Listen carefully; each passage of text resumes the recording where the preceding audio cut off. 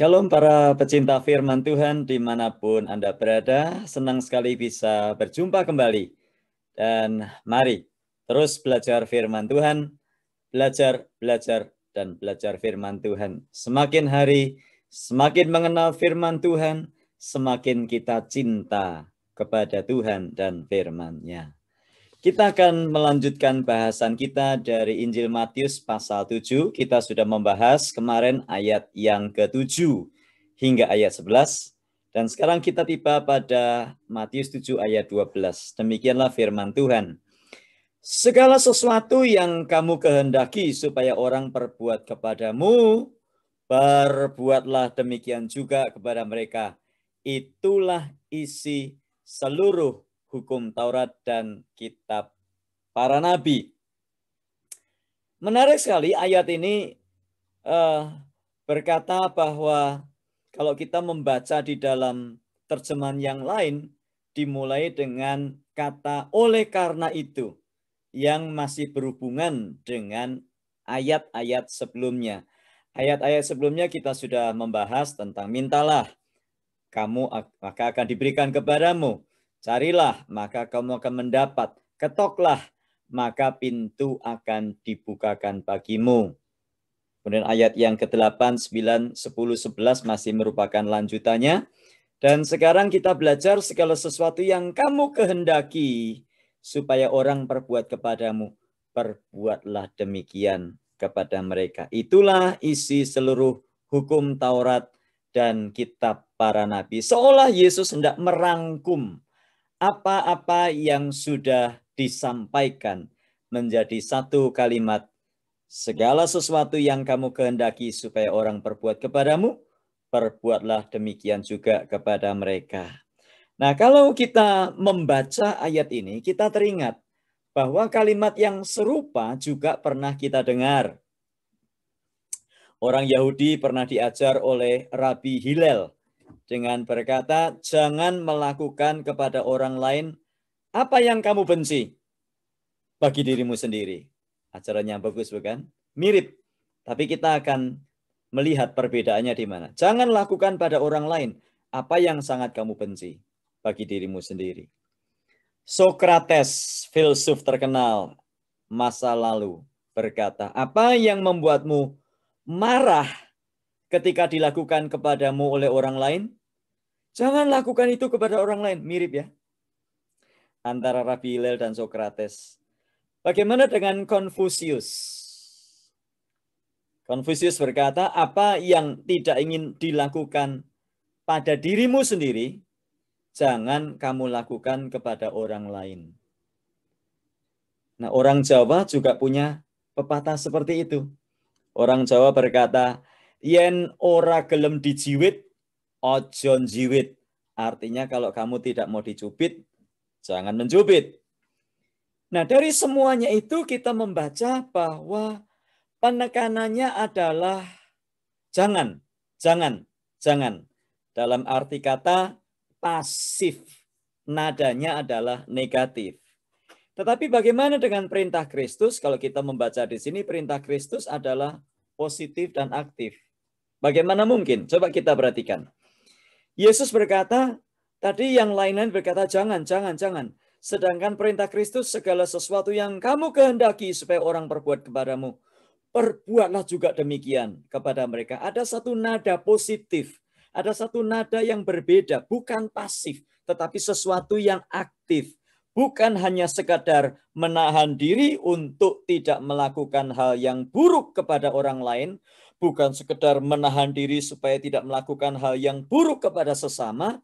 Sebaliknya kita diminta, diundang, dinasihatkan, diperintahkan untuk berbuat baik.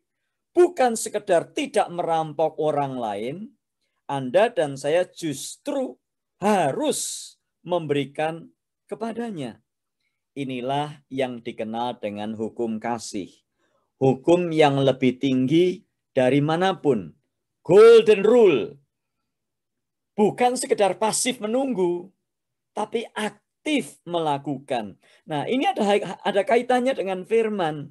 Kenapa kita cenderung taat kepada firman? Biasanya karena kita taat dihukum Akhirnya kita takut dihukum, takut diazab oleh Tuhan Allah. Karenanya kita taat. Kenapa sih taat membayar perpuluhan?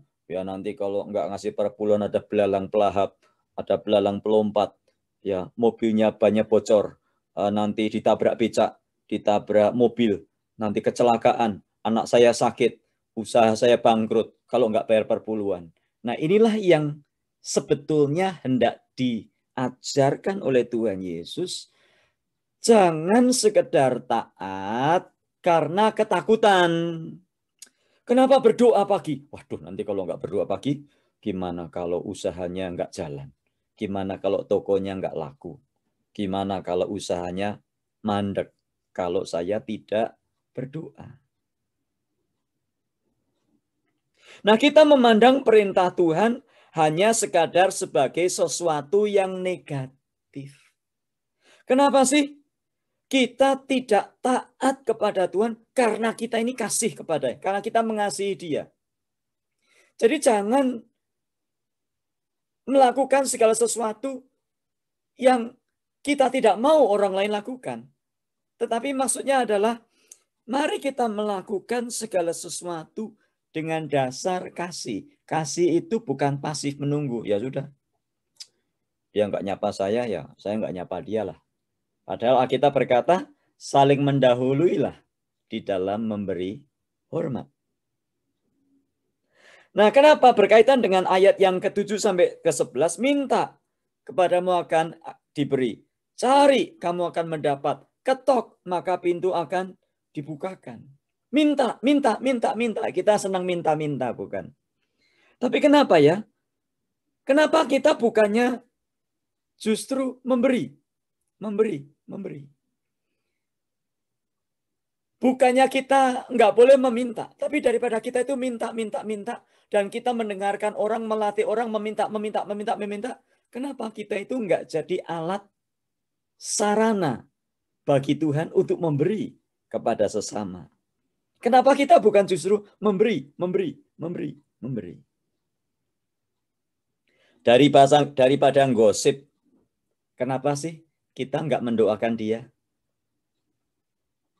Daripada mentertawakan orang karena penampilannya kurang baik. Kenapa sih kita enggak justru memberi pakaian yang baik kepada dia? Daripada hanya mencela karena kue buatannya kurang enak. Kenapa kita tidak ngajarin dia bagaimana cara memasak atau cara membuat kue yang baik? Atau kenapa kita tidak menyekolahkan dia? Daripada mencela para pemain musik di gereja saya, kurang pinter, tidak seperti gereja di sebelah sana, pemain musiknya profesional semua. Kenapa kita enggak menyekolahkan para pemain musik di gereja kita? Nah inilah isi seluruh hukum Taurat dan kitab para nabi. Yesus menunjukkan bahwa prinsip sederhana golden rule ini merangkum seluruh hukum Taurat dan kitab para nabi. Dia menyatakan tentang bagaimana kita harus memperlakukan orang lain. Jadi jangan menunggu pasif. Nunggu di perempatan, berdiam diri. Jika kita hanya memperlakukan orang lain sebagaimana kita ingin diperlakukan, kita tentu akan mematuhi semua hukum yang berlaku tentang hubungan kita dengan sesama. Mari lakukan sesuatu, jangan menunggu, jangan menunggu, jangan menunggu. Aktif, aktif, bukan pasif. Inilah yang dimaksud firman, segala sesuatu yang kamu kehendaki supaya orang perbuat kepadamu, perbuatlah demikian juga kepada mereka. Kenapa sih kita mesti nunggu orang untuk memberi? Kenapa sih kita mesti menunggu orang untuk senyum kepada kita? Kenapa sih kita ini kalau kok menunggu orang untuk nelpon? Kenapa kita kok nunggu orang memberi like kepada status kita? Kenapa sih kita menunggu orang untuk menyapa kita selamat pagi, selamat siang, selamat sore? Kenapa kita tidak terlebih dahulu melakukannya? Inilah yang dimaksud oleh Tuhan Yesus dan dikenal sebagai golden rule. Kita taati firman Tuhan bukan karena kita takut diazab, bukan karena kita takut dihukum, tapi kita melakukannya karena ada kasih yang Tuhan sudah berikan kepada kita sekalian. Kiranya Tuhan memberkati kita dan terus belajar firman Tuhan. Belajar firman Tuhan, hafalkan ayat, bertumbuh di dalam Tuhan. Jadikan firman Tuhan menjadi landasan dan pedoman hidup kita sehari-hari. Mari kita berdoa. Ya Tuhan, terima kasih untuk firman-Mu. Prinsip sederhana dalam kehidupan yang mengajarkan kami bukan pasif. Bukan sekedar hidup beragama seperti orang-orang yang beragama lainnya. Tetapi ajarkan kami Tuhan aktif karena kami memiliki kasih di dalam hidup kami. Karena kami sudah mengalami kasih Allah melalui karya penebusan Yesus Kristus. Karenanya Tuhan, tolong kami hari ini untuk hidup sesuai dengan firman-Mu. Dalam nama Tuhan Yesus kami berdoa. Amin. Puji Tuhan, senang sekali kita terus belajar firman Tuhan. Semakin dalam di dalam Dia, semakin mengenal Dia dan firman-Nya, bertumbuh menjadi semakin hari semakin serupa dengan Kristus. Nama Yesus dimuliakan. Amin.